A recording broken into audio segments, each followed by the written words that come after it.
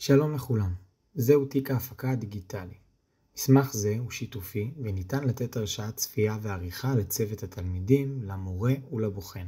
כמו כן, כמו כל מסמך חשוב, יש לגבות את כל החומרים בתיקיית דרייב נפרדת. התיק הדיגיטלי מכיל הנחיות קצרות וברורות ומלא בדוגמאות ובסרטונים, אך סרטון קצר זה ידגים את עיקרי הדברים.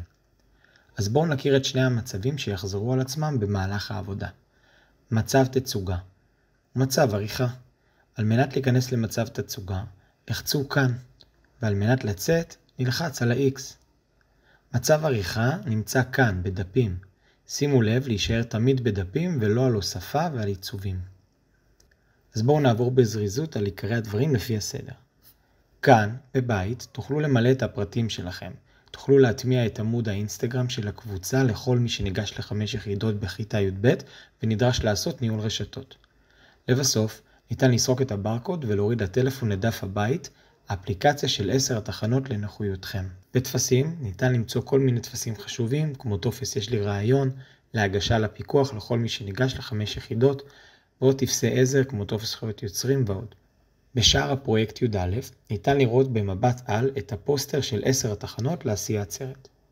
בשלבי הפקת פרויקטון י"א, תלמידי י"א מתבקשים לעבור 10 תחנות בצורה מהירה ומצומצמת על ידי מילוי השאלות הקצרות.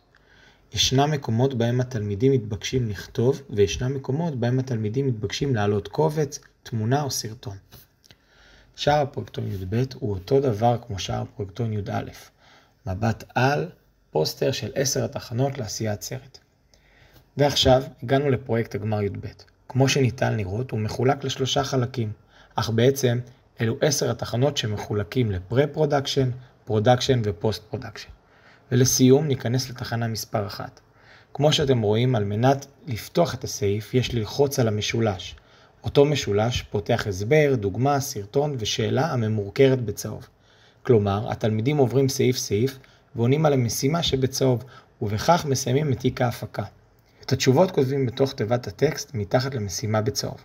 אך יש מקומות בהם יש לכתוב משהו ארוך יותר, או להציג טבלה או סרטון, ולכן יש רצועות ייעודיות שכתוב לצרף את המסמך. שימו לב שהרשאת המסמך תהיה פתוחה לכולם. שיהיה המון בהצלחה.